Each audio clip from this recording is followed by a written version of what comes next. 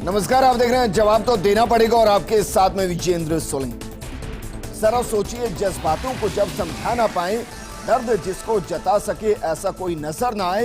एक दौड़ है जिसमें दौड़ना जरूरी है, हर कोई चाहता कि वो अंतिम ना आए, और इसी दौड़ में हार का डर ना जाने कितनों को हर साल अंतिम सफर पर ले जाता है। ना कोई रोक पाता है, ना कोई समझा पाता है। सोचिए जरा, कोई बिहार के किसी कोने से आता है, कोई कश्मीर के किसी पहाड़ से, कोई केरल के समुद्र किनारे के किसी गांव से, तो कोई बाड़मेर के रेगिस्तान की धरती से। क्योंकि ये सपनों का शहर है, ये शिक्षा की नगरी है, ये कोटा है, यहाँ 7 अजूबे हैं। चंबल किनारे बसा ये शहर ना जाने कितनों के सपनों को पूरा कर चुका है और ना जाने कितनों को हमेशा के लिए सपना बना चुका है। बीते 11 सालों में यहाँ छात्रों की आत्महत्या का सिलसिला जारी है, लेकिन 2023 ने तो मानो यहाँ छात्रों के लिए कब्रिस्तान बना दिया। बीते 8 महीनों में 21 बच्चे भविष्य के बोझ के आगे फंदे पर लटक गए, लेकिन कोई रोकने वाला नहीं, कोई टोकने वाला नहीं, कोई समझाने वाला नहीं। आज बात इसी मुद्दे पर की और कितने बच्चों के मुर्दा जिस्मों का बोझ शिक्षा नगरी उठाएगी, और कब तक यूं ही जिंदगी के इम्तिहान में बच्चे फेल होते रहे। तो कभी भी स्ट्रेस फील होता है तो अपने पेरेंट्स से बात करें। मंदिर वंदिर जाएं जिससे आपका मन थोड़ा बहुत शांत रहे। सब्जेक्ट सिलेक्शन के टाइम माता पिता उसकी न रुचि देखते न अभिरुचि। ऐसा क्या टेंशन बच्चों को होता है कि वो कोचिंग में आने के बाद में सुसाइड कर दें।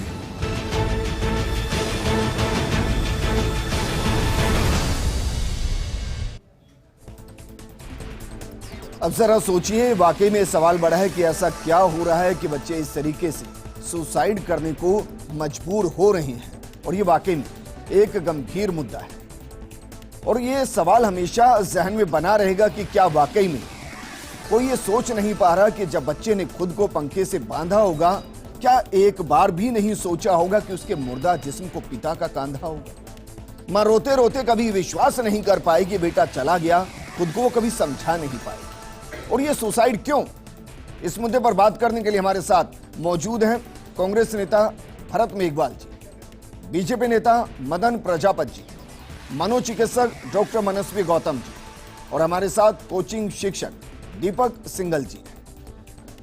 दीपक जी, जरा बताइए, ऐसा कोचिंग का कौन सा बोझ है जो बच्चे झेल नहीं पाते और इस तरीके से फंदे से लटक कर सुसाइड करते हैं, और 2023 में ऐसा क्या हो रहा है कि हर 10वें 11वें दिन एक बच्चा सुसाइड कर रहा है? मैं फर्स्ट इंडिया न्यूज़ चैनल को बहुत बधाई देता हूं कि भाई वो इस विषय पर एक कार्यक्रम कर रहे हैं जो बहुत गंभीर है। इस विषय में हमें मुख्यतः कारण ढूंढने चाहिए कि भाई वो क्या मुख्यतः कारण है जिस कारण कोई भी विद्यार्थी एक इतने बड़े फैसले पर पहुंच जाता है। तो अगर हम इसमें मुख्यतः कारण ढूंढें तो मुख्यतः कारण है दबाव, शिक्षा का दबाव, अपने सोसाइटी के पीयर प्रेशर का दबाव, अपने अभिभावकों की अपेक्षाओं को पूरा करने का दबाव। तो बहुत विद्यार्थी ऐसे होते हैं जो इस दबाव को वहाँ कोटा जाकर नहीं झेल पाते हैं जी, और जब कोटा जाकर नहीं झेल पाते हैं तो कहीं ना कहीं बच्चे दबाव में आके, प्रेशर में आके, गलत गतिविधियों में पढ़कर इस चीज़ का सहारा लेते हैं कि भाई वापसी जाना हमारा एक कोई विकल्प नहीं है और यही एक अंतिम विकल्प है। तो हमें इस दबाव के ऊपर काम करना चाहिए। अब ये दबाव कौन करेगा सर? भाई बच्चा तो अंदर अंदर घुट रहा है, शिक्षक प्रेशर डाल रहा है कि आपको इस बार क्रैक करना है, फैमिली प्रेशर डाल रही है कि भाई 2 साल हो गए करके आ रहे हो, क्रैक करना है। बच्चे की मनोस्थिति तो कोई समझने को तैयार ही नहीं है। सर, यहाँ पे मुख्यतः हमें बच्चे की मनोवैज्ञानिक स्थिति को समझना ही महत्वपूर्ण काम है। हमें जब हम बच्चे को 10th क्लास के बाद, स्पेशली 10th क्लास के पास बच्चे के पास विकल्प होते हैं कि वो कौन सा सब्जेक्ट चूज़ करे।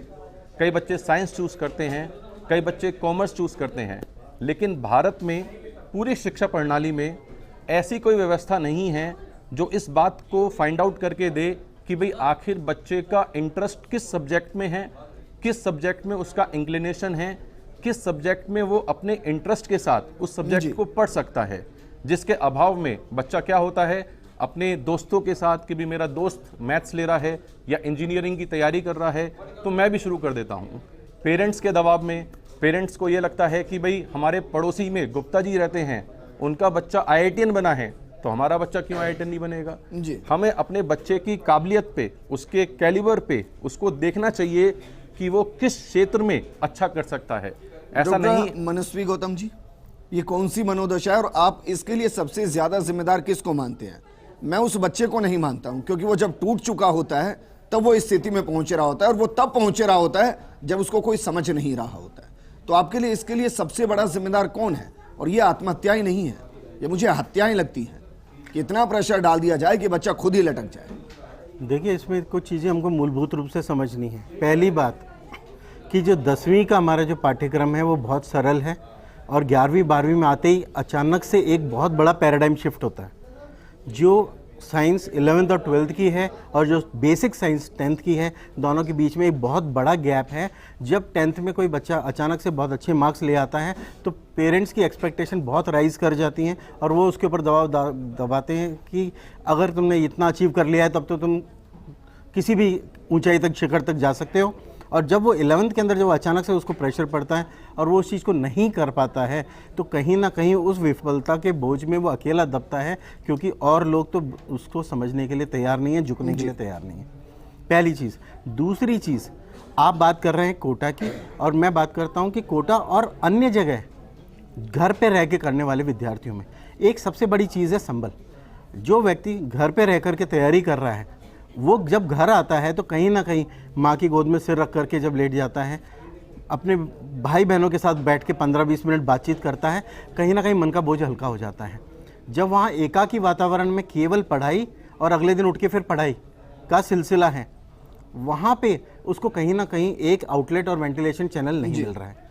दूसरी सबसे बड़ी चीज़, जो प्रेशर वहाँ पे रहता है परफॉर्मेंस। आप ये कह रहे हैं कि उस कमरे की पत्थर की दीवारें उसकी दिल को समझ नहीं पाती। बिल्कुल, वो एकाकीपन जो है उसका, वो उसको खाता है। और दूसरी चीज़, वहाँ पे आप अगर देखेंगे कि मॉड्यूल जो हैं उसमें सुबह 6 बजे से लेकर रात में 9-10 बजे तक व्यक्ति इस तरह जूझता है कि उसके पास सोने को 4 घंटे भी नहीं मिलते हैं। और अगर मैं एक बायोलॉजी के स्टूडेंट होते हुए अगर एक बात को समझूँ, तो जो बॉडी में जो कॉर्टिसोल्स बनते हैं, वो उनको एलिमिनेट करने के लिए, उन टॉक्सिन्स को एलिमिनेट करने के लिए 6 आवर्स की बेसिक स्लीप रिक्वायर्ड है, जो इन बच्चों को कभी नहीं मिल पाती है जी। तो ये कुछ ऐसे बड़े कारण हैं जिनको हमें समझना है। देखिए, दोनों पहलू हैं। एक तरफ उस एजुकेशन सिटी का वो पहलू है जो हर साल ना जाने कितनों की इंजीनियरिंग को क्रैक कराते हैं, डॉक्टर्स को क्रैक कराते हैं, और ना जाने कितने कंपटीशन को फाइट करते हैं। और दूसरा ये पहलू है, मैं बीते 10 सालों में ना जाने कितनी डिबेट कर चुका हूँ, लेकिन मुझे वो समाधान नहीं मिलता जो कागजों में होता है और ज़मीन पर नहीं होता। नहीं, देखिए, निश्चित तौर पर विजेंद्र जी, जो आप बात कह रहे हैं कि आज जिस तरीके से एकेडमिक का प्रेशर बढ़ता जा रहा है, और मुझसे पूर्व भी 2 वक्ताओं ने जिस हिसाब से जो बात कही, वो सही बात है कि एक अकेलेपन का जो बोझ एक छात्र के ऊपर होता है, कोचिंग इंस्टीट्यूट का जो एक प्रभाव होता है कि हफ्ते में 2 से 4 बार टेस्ट ले लेना, जिस तरीके से आसपास के बच्चों का एक मेंटलिटी इस हिसाब से हो जाती है कि अगर हम आगे नहीं बढ़ पाएंगे तो क्या होगा, उन चीज़ों को देखते हुए सुसाइड की घटनाएं बढ़ती जा रही है। लेकिन देखिए, अभी राजस्थान सरकार ने जिस हिसाब से गाइडलाइंस जारी की, अभी 2 दिन पूर्व ही कोटा के जो कलेक्टर हैं और पुलिस अधीक्षक हैं, उन्होंने भी एक जो स्टेक होल्डर हैं, उसमें चाहे हॉस्टल संचालक हो चाहे कोचिंग संचालक हो, उनके साथ बैठकर इस तरह से एक वार्तालाप किया गया है कि जो गाइडलाइंस सरकार के दिशा निर्देश जारी किए गए हैं कि अगर कोई बच्चा किसी करियर को चूज करता है और उस करियर में अगर वो सक्सेस नहीं हो पाता, तो उसके अलावा क्या क्या ऑप्शन है उसकी एक तरह से गाइडलाइन की जाए। उसके अलावा जो भी रेसिडेंशियल हॉस्टल्स है उसके अंदर बच्चों के मूवमेंट को ट्रैक किया जाए। अगर कोई बच्चा बीच में पढ़ाई छोड़कर जाना चाहता है तो रिफंड की भी व्यवस्था की जाए। साथ ही साथ जरा पढ़िए, गाइडलाइन कब जारी की सरकार ने? नवंबर 2022 में जारी की है। उसके बाद जनवरी 2023 में भी उसके अंदर कुछ संशोधन किया और उसके ऊपर समय समय पर कार्रवाई की भी गई है। इसलिए मैं आपको बता रहा हूं कि स्पेशलाइज्ड विंग, कह रहा हूं ये और पुरानी गाइडलाइन है, स्पेशलाइज्ड और पुरानी गाइडलाइन है, क्योंकि मैंने बाकायदा प्रोग्राम किया था। मेरा सवाल ये, जरा बताइए, उस गाइडलाइन में ये भी लिखा होगा एक्स्ट्रा करिकुलम एक्टिविटीज होंगी, निश्चित उसमें ये भी लिखा होगा कि भाई आप अपने दर्द को किसी के सामने बताएं, ऐसा आपको काउंसलर मिलेगा, बिल्कुल, जिसके साथ पीड़ा आप अपनी जता सके। तो फिर ऐसा क्या हो रहा है कि बीते 21 दिन में 3 छात्र सुसाइड कर रहे हैं वहां? विजेंद्र जी एक स्पेशलाइज्ड विंग इसके लिए कोई जिम्मेदार नहीं है वहाँ? मैं वही बता रहा हूं, कोटा के अंदर एक स्पेशलाइज्ड विंग का भी एक सेल का, स्टूडेंट सेल का वहां पे गठन किया गया, जिसके अंदर इस तरह के कब गठन किया गया सर? कितने छात्रों को काउंसलिंग की गई वहां? 200 से ज्यादा छात्रों की वहां काउंसलिंग की गई। कितने छात्र हैं कोटा के वही अंदर? बता रहा हूं, 200 से ज्यादा छात्र जब वहां पर आए इस समस्याओं को लेकर, जो आत्मदाह करने के लिए प्रेरित थे, जो डिप्रेशन के अंदर थे, उन लोगों का एक अलग से स्टूडेंट और स्पेशलाइज्ड विंग बनाई गई है, जिस विंग के अंदर इस तरह का कार्य किया गया। और जो ये घटनाएं हो रही है, देखिए यहाँ कहीं ना कहीं फैमिली प्रेशर, कहीं ना कहीं एक सामाजिक दबाव भी होता है, जिस दबाव को दूर करना एक घर परिवार के लिए भी जरूरी होता है, शिक्षक के लिए भी जरूरी होता है। अरे सर कि कौन माता बताएगा? पिता, मैं यहाँ रहता हूँ, परिवार कहीं और रहता है, वही 10 तो मिनट फोन पर बात होगी। विजेंद्र जी वही तो बात है कि अगर आप देखें ये जो सुसाइड होते जा रहे हैं वो अकेलेपन का शिकार है। माता पिता को बच्चों से समय समय पर बात करनी चाहिए, माता सर, पिता बात को तो डेली डेली बात होती होगी, करनी मैं लिख कर दे चाहिए, सकता और हूं। इस तरह का प्रेशर नहीं होना चाहिए। जो मैं कह रहा हूं जो प्रेशर एक गाइडलाइन बच्चे जारी के की गई ऊपर- है उसकी पालना हो रही है। बिल्कुल पालना हो रही है। चलिए सरकार मुझे बताइए, निश्चित मैं तौर पर आपको पालना दर्जन कर भर रही है। से ज्यादा केस दर्ज कर बताऊंगा। आप मुझे ये बताइए उनमें से किसको पुलिस ने सोल्व कर दिया और बता दिया कि भाई इसमें इस वजह से बच्चे ने सुसाइड की है? देखिए हर अभी सुसाइड की एक वजह होती है या नहीं होती है? बिल्कुल सुसाइड या सिर्फ एक आत्महत्या में छोड़ दें सबको? अभी कुछ जो थे उनमें सुसाइड नोट भी मिला, उस सुसाइड नोट में भी देखा गया कि किस तरीके से एक शौकीन खबर भी थी सर वहां की। मानसिक आप यकीन करेंगे चेहरे पर पॉलिथीन है, हाथ बंधे हुए हैं और कहा जा रहा है सुसाइड किया। कौन करता है ऐसे सुसाइड? नामजद एफआईआर दर्ज की गई थी परिवार की तरफ से, जो उसके दोस्त थे और जो आसपास के लोग थे उनके खिलाफ नामजद रिपोर्ट एफआईआर दर्ज की गई। जो पुलिस अधीक्षक थे उनके द्वारा उस पर कार्रवाई, परिणाम बताइए सर मुझे, परिणाम बताइए क्या है उसका परिणाम? विजेंद्र जी उस पर नामजद एफआईआर दर्ज की गई है। सर परिणाम क्या है? कितने अंदर है उस केस में? तो उस पर अनुसंधान चल रहा है ना विजेंद्र जी। हमने ऐसा तो नहीं कहा कि सिर्फ सुसाइड है, लेकिन मैं फिर आपको वही बात कह रहा हूं विजेंद्र जी कि वहां पर जो मानसिक दबाव, भाई मैं ये कह रहा हूं अगर आप कहेंगे तो मैं आपको मैं 10 साल के आंकड़े दिखा दूंगा। मुझे ये बता दीजिए कि किस केस की रिपोर्ट में ये बता दिया गया हो कि इस वजह से बच्चे ने सुसाइड किया है। राजस्थान सरकार ने एक विधेयक भी इसी तरह का, एक बिल ऐसा हमारी मंशा है लाने की और लेकर आएंगे कि जिसमें इस तरह के कोचिंग इंस्टीट्यूट और जो बाकी की चीजें हैं उन चीजों के ऊपर सख्ती से पालना की जाए और इस तरह के जो घटनाक्रम है उसको रोकने का प्रयास की जाए। लेकिन विजेंद्र जी बिल्कुल लेके आएंगे, हमारी मंशा है, हमने प्रारूप बनाया, हमने बिल बनाया है क्योंकि हमारी मंशा है। अभी कोई भगवान ना चाहे कि किसी राजस्थान के हिस्से में कोई दलित बच्ची या किसी दलित के साथ या फिर किसी और के साथ कोई दुर्घटना घट जाए, पूरी बीजेपी चिल्लाने लग जाएगी। और यहां बीते 21 दिन में 3 छात्रों की आत्महत्या हो चुकी है, 8 महीने में 21 बच्चे जान दे चुके हैं। फिक्र किसी को नहीं है। देखिए विजेंद्र जी ऐसा नहीं है, फिक्र नहीं है, लेकिन मैं इस सब्जेक्ट जो आपका विषय है, मैं धन्यवाद देता हूं कि आपने ऐसा विषय उठाया है। और राजस्थान में जो जिस तरीके से बच्चों पे दबाव है, जैसा डॉक्टर साहब ने कहा परिवार का दबाव भी है, उन्होंने कहा कोचिंग का दबाव भी है, कहीं ना कहीं कोचिंगों के अंदर जो हो रहा है, जो जिस तरीके से रेस लगी है और उस रेस का फ़ायदा अगर कोई उठाना चाह रहा है तो वो उठाना चाह रहा है कोचिंग।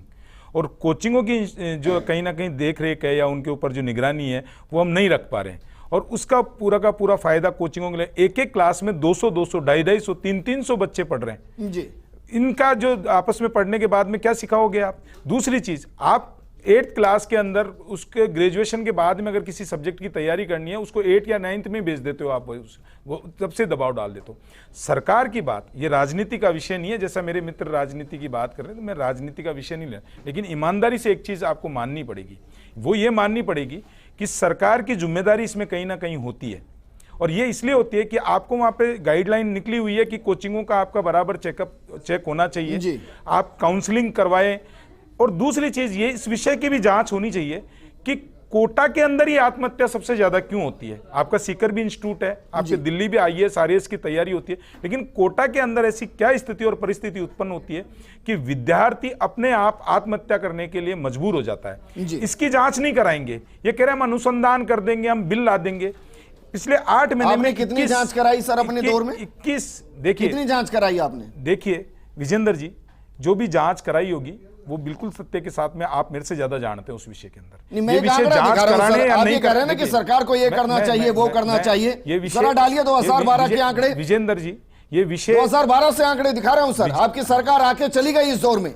2012 के अंदर 11 बच्चे ऐसे थे जिन्होंने सुसाइड की थी कोटा के अंदर। 2013 में यह आंकड़ा बढ़ के 12 हो गया। 2014 में 8 बच्चों ने सुसाइड की और 2015 में यह आंकड़ा डबल हो गया, 17 बच्चों ने सुसाइड की। 2016 में 18 बच्चों ने सुसाइड की, 2017 में 14 बच्चों ने, 2018 में 20 बच्चों ने। मदन जी, मैं आपको बता रहा हूं ये आंकड़े, विजेंद्र जी, ये आंकड़े आपके दौर के हैं। 2018 में सबसे ज्यादा सुसाइड हुई थी, 2020 में 20 सुसाइड हुई, 21 में 9 सुसाइड हुई, 22 में 15 सुसाइड हुई और पूरे इन 12 साल के इतिहास में सबसे ज्यादा सुसाइड हो चुकी है इस साल में। 8 महीने में 21 बच्चे जान दे चुके हैं। मदन जी, ये दिखाई नहीं दे रहा? मैं इसलिए कह रहा हूं कि आप जब ये कहेंगे कि भाई ये करना चाहिए, वो करना चाहिए, तो किया क्यों नहीं फिर? विजेंद्र जी, जो उस टाइम जरूरी था और उस टाइम की जो आवश्यकता थी उसके अनुसार सरकार ने काम किया। क्या किया सर, बताइए ना। मैं आपको रुक जाने चाहिए तो फिर तो मैं बता रहा हूं ना आपको। समस्या तो यह है सर कि इतने आंकड़ों के अंदर आज तक कोई जिम्मेदार ठहराया नहीं गया है। देखिए विजेंद्र जी, किसी भी इंस्टीट्यूट के खिलाफ कोई कार्रवाई अभी तक की नहीं गई है कि भाई ऐसा क्या है कि आपके ही कोचिंग के, आपके यहाँ के बच्चे सुसाइड कर रहे हैं। क्या वजह है इसके पीछे की? मैं अगर आप मेरा जवाब सुन ले तो मैं दे देता हूं आपको जवाब। जी, मैं विजेंद्र जी ये कह रहा हूं, मैंने पहले भी आपको बोला, अगर मेरे को राजनीति सब्जेक्ट पे करना है तो मैं कर लेता हूं, लेकिन मैं राजनीति नहीं करके मैं उस बच्चों की भावनाओं को समझ के, उन माँ बापों की समस्याओं को समझ के, मैं ये कह रहा हूं भावनाओं समझिए। मैं कह रहा हूं राजस्थान के इस हिस्से में भगवान ना करे कुछ अभी घट जाए, देखिए और उसमें आपके वोट बैंक फंसे हो, देखिए विजेंद्र जी, आप भाग लेंगे सब उधर की तरफ, विजेंद्र जी, तो कोटा में क्यों नहीं? विजेंद्र जी, भारतीय जनता पार्टी ना तो वोट बैंक के लिए राजनीति करती है और ना वोट बैंक के लिए राजनीति करेगी। मैं आपको ये पूरा विश्वास के साथ बता सकता हूं, भारतीय जनता पार्टी सबके साथ खड़ी मिलेगी। आप जो पिछले महीने से आप इतने आंकड़े गिना रहे हो, लेकिन 8 महीने के अंदर 21 हत्याएं हो जाए और सरकार का मुखिया, अभी हमारी सरकार नहीं है, जवाबदेही राजस्थान के मुख्यमंत्री अशोक गहलोत की है। अब ये मणिपुर पे तो बोल लिया करो। अभी मणिपुर है तो मैं राजस्थान पे डिबेट कर रहा हूं और मैं एक टॉपिक पर डिबेट कर रहा हूं और मैं उस टॉपिक के साथ नाइंसाफी इसलिए नहीं होने दूंगा क्योंकि इन बच्चों की सुसाइड के बाद कोई जागा नहीं है। मंशा की बोलने देंगे, अब जैसे बात होगी ना इतनी देर ये बताने नहीं देंगे। एक मिनट मदन जी रुकिए, जरा बताइए पहली सुसाइड कब हुई राजस्थान में इस 2023 में? बताइए भरत। जनवरी के अंदर, जनवरी 2023 में जब एक छात्रा ने सुसाइड किया था, माननीय मुख्यमंत्री जी ने जब 3 सुसाइड एक साथ ये हुए, उसके बाद त्वरित गति से संज्ञान लेते हुए उस बिल के प्रारूप पे बात की, उस बिल को बजट में लाने का हमने बात की, मार्गदर्शन जो गाइडलाइंस थी वो गाइडलाइंस बनाने की हमने बात की, और सरकार की मंशा है। और आप पढ़ के आइए, कौन सी गाइडलाइंस बनाई है? 21 बच्चों ने आत्महत्या कर लिया, मुख्यमंत्री सो रहे हैं कुंभकर्णी नींद के अंदर। क्या कर रहा है मुख्यमंत्री? क्या होता है मुख्यमंत्री? राजस्थान का मुख्यमंत्री सिर्फ सोता है या बच्चा? मदन प्रजापत, शुक्रिया हमें बताने के लिए कि 2013 से और 18 के बीच में जब बच्चे सुसाइड कर रहे थे तो आपकी सरकार सो रही थी। विजेंद्र इसका मतलब यही निकला ना सर जी, उस टाइम जब बच्चे मर रहे थे तो आपकी सरकार लेकिन आज की डेट में जवाबदेही राजस्थान के मुख्यमंत्री में सरकार कांग्रेस की है। हम बिल बना देंगे। सच्चाई ये है सर, जिसके घर का चिराग बुझता है ना, नहीं तो मंशा है, जिंदगी का अंधेरा भर मिटाने की स्थिति में है नहीं वर्तमान में। काम कर रहे लगातार मुख्यमंत्री जी, आपकी तरह सोए नहीं पड़े, जिस तरीके से आपकी तरह सोए नहीं पड़े भारतीय जनता पार्टी की तरह। माननीय मुख्यमंत्री जी तो काम करते 24 घंटे करने वाले सिर्फ सेटलमेंट कराना रह गया। प्रजापत जी, बड़ा अच्छा लग रहा है सर यहाँ बोलते हुए सब कुछ। ये सड़कों पर क्यों नहीं है चीजें? ये कोटा में क्यों नहीं है चीजें? विजेंद्र जी, सड़क के ऊपर भी है हर युवा के लिए। जब युवाओं का पेपर बेचा जाता है तो सिर्फ भारतीय जनता पार्टी सड़क पर दिखती है। जब महिलाओं के साथ बेचा जाता है तो भारतीय जनता पार्टी सड़क पर दिखती है। और कांग्रेस 4.5 साल तक सोते रहते हैं। ये कहते हैं हम कानून बनाएंगे। कब बनाएंगे कानून? कब बनाएंगे? 2018 से मुख्यमंत्री कौन से बिल में है? बताओ ना मेरे को। कहाँ है घोषणाओं के मुख्यमंत्री? कानून बनाएंगे। अरे पूरे पेपर बेच के आप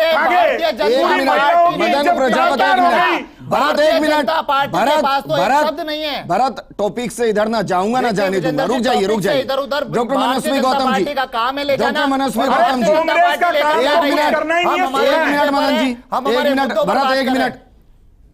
डॉक्टर मनस्वी गौतम जी, ये बोलने नहीं देंगे। सर, मैं राजनीति की मनोदशा नहीं समझना चाहता और ना मुझे उसमें कोई इंटरेस्ट है। मैं जानना चाह रहा हूं क्या वाकई में सिर्फ जो कोचिंग इंस्टीट्यूट चलाते हैं उनकी सिर्फ एक ही मनोदशा होती है कि किसी तरह अपने यहां के कुछ बच्चे टॉप कर जाएं जिससे रेवेन्यू टॉप कर जाए, बात खत्म? देखिए, अगर आप सभी कोचिंग इंस्टीट्यूट्स को अगर देखेंगे, उनके अंदर एक चीज़ बड़ी कॉमन है कि वो लोग फिल्टरिंग करते हैं स्टूडेंट्स की। जो स्टूडेंट्स बहुत ज़्यादा प्रॉमिसिंग हैं उन लोगों के अलग बैचेस होते हैं जिन पे इंडिविजुअलाइज 1:6 या 1:12 पे उनको ट्यूटरिंग की जाती है, यानी कि एक टीचर इतने बच्चों को संभाल पाता है।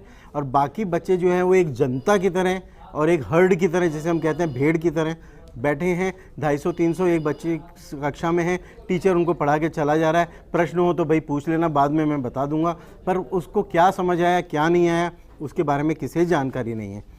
जो बात ये बात इन्होंने भी कही वो बात बिल्कुल सही है कि जब तक आपका स्टूडेंट टीचर रेशियो नहीं है मेंटेन, जो हमारी चाहे एनसीईआरटी के सिलेबाई में हो, चाहे सीबीएसई में हो, आईसीएसई बोर्ड में हो, किसी भी बोर्ड में हो, वो सिलेबाई की और जो रेशियो है वो रेशियो हम यहाँ पे क्यों नहीं गवर्न करते? मनस्वी जी, मैं तो इसलिए इस बात का समर्थन अभी वर्तमान स्थिति में नहीं कर रहा, क्योंकि इसके लिए तो ना जाने कितने साल निकाल देगी सरकार। बात सरकारों के साल निकालने की नहीं है सर, बात कदमों को उठाने की है। आज आप एक कदम उठाएंगे, कल दूसरा कदम उठाएंगे, धीरे धीरे कुछ कदम उठाएंगे, उसका असर 3 साल 4 साल बाद दिखाई देगा। ये तो मानते हैं ना आप? बिल्कुल। इन 3-4 साल में कितने छात्र कितने बच्चे मर जाएंगे, कितनों के घरों के चिराग बुझ जाएंगे, इस पर कौन ध्यान देगा सर? 4 साल बाद तो परिवर्तन आएगा। अगर हम कुछ नहीं करेंगे और सिर्फ हम बात चर्चा बना के रख देंगे तो ये आंकड़े निरंतर बढ़ते रहेंगे। दीपक सिंघल जी, अगर किसी एक ही इंस्टीट्यूट से लगातार बच्चे सुसाइड कर रहे हैं तो क्या उस इंस्टीट्यूट के अंदर झांकने की जरूरत नहीं है कि वहां चल क्या रहा है? सर, मैं मनस्वी जी की ये जो बात है कि भाई एक कक्षा में 12 बच्चे या 200 बच्चे, ये सुसाइड का एक रीज़न है। मैं इस बात को नहीं समझता हूँ कि ये सुसाइड का रीज़न हो सकता है। सुसाइड का रीज़न, अगर हम मेन रीज़न की बात करें कि भाई क्या उसका मुख्यतः कारण है, तो मुख्यतः कारण है अपेक्षाओं का दबाव, मुख्यतः कारण है शिक्षा का दबाव। वो दबाव कुछ बच्चे होते हैं जो उस कैलिबर को रखते हैं, जिसे झेल पाते हैं, और बहुत बच्चे ऐसे होते हैं जो उसमें फेल हो जाते हैं। तो हमें ये पहचानना जरूरी है कि भाई वो कौन विद्यार्थी हैं जो उसमें फेल हो जाते हैं, और उन फेल सर मैं ये कह रहा हूं, भाई मैं आपसे ये कह रहा हूं कि ये कौन पहचानेगा? सर मैं एक उदाहरण आपको दे रहा हूं। हाँ। 200 बच्चे मानिए आपके अंतर्गत पढ़ रहे हैं, आपको पहले 1 या 1.5 महीने में समझ में आ जाएगा ना सर कि इनमें से कितने बच्चे हैं जो तैयार हैं, कितने बच्चे हैं जिनको तैयार किया जा सकता है, और कितने बच्चे हैं जिनको तैयार नहीं किया जा सकता क्योंकि वो इससे जुड़ते नहीं है। ये समझ में आ जाता होगा ना सर? तो उन बच्चों के परिवारों से बातचीत करके क्यों नहीं कहा जाता कि भाई इनके लिए आप कोई बेहतर विकल्प चुनिए, आप इन पर दबाव मत डालिए, मत लेकर आइए यहां, ये इसके लिए तैयार नहीं हो पाएंगे। इस तरह की काउंसलिंग सर बच्चों को दी जाती है। ये कहना बिल्कुल गलत है कि कोचिंग संस्थान इस तरह के बच्चों को आइडेंटिफाई करके उस तरह की काउंसलिंग नहीं देती है।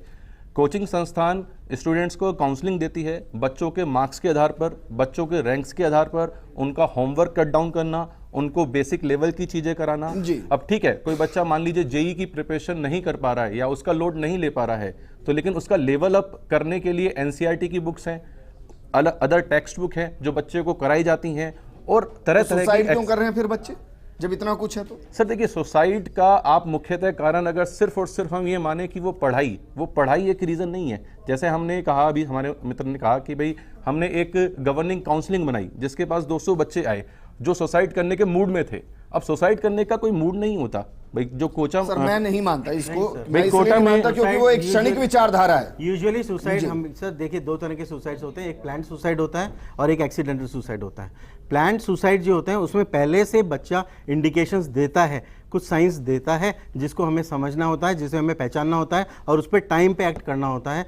अगर हम टाइम पे एक्ट करते हैं तो हम ऑलमोस्ट 70% सुसाइड्स को प्रिवेंट कर सकते हैं। ठीक है, सभी जुड़े मेरे साथ, सभी का शुक्रिया। लेकिन मुख्यमंत्री अशोक गहलोत इस मामले को लेकर काफी गंभीर है। उन्होंने क्या कुछ कहा ये हम आपको सुना रहे हैं जरा से। चिंता की वजह बना हुआ है कि 18-19 बच्चे कोटा के अंदर आत्महत्या कर चुके हैं, तो मैं उचित समझा एक बार बच्चों के प्रॉब्लम क्या है, ये स्थिति क्यों बनी है। तो जितनी कोचिंग के जो मैनेजमेंट के लोगों को बुलाया गया है, बातचीत करेंगे और फीडबैक लेंगे कि आप क्या सोचते हो और सरकार क्या कर सकती है। और मैं समझने की प्रयास कर रहा हूँ उनसे खुद से, तो ऐसा क्या टेंशन बच्चों को होता है कि वो कोचिंग में आने के बाद में सुसाइड कर दें। मुख्यमंत्री बैठक भी लेंगे, समाधान भी निकालेंगे, लेकिन हम हर एक अभिभावक से अपील कर रहे हैं कि अपने बच्चों से बातचीत कीजिए। जरा सोचिए, जब बच्चा ही नहीं रहेगा तो आप उसको क्या बनाएंगे? अगर बच्चा रहा तो यकीनन वो कुछ ना कुछ बन जाएगा और आपको खुश भी रखेगा। हो सकता है पैसा थोड़ा कम। नमस्कार। तो कभी भी स्ट्रेस फील होता है तो अपने पेरेंट्स से बात करें। मंदिर वंदिर जाएं जिससे आपका मन थोड़ा बहुत शांत रहे। सब्जेक्ट सिलेक्शन के टाइम माता पिता उसकी न रुचि देखते न अभिरुचि। ऐसा क्या टेंशन बच्चों को होता है कि वो कोचिंग में आने के बाद में सुसाइड कर दें।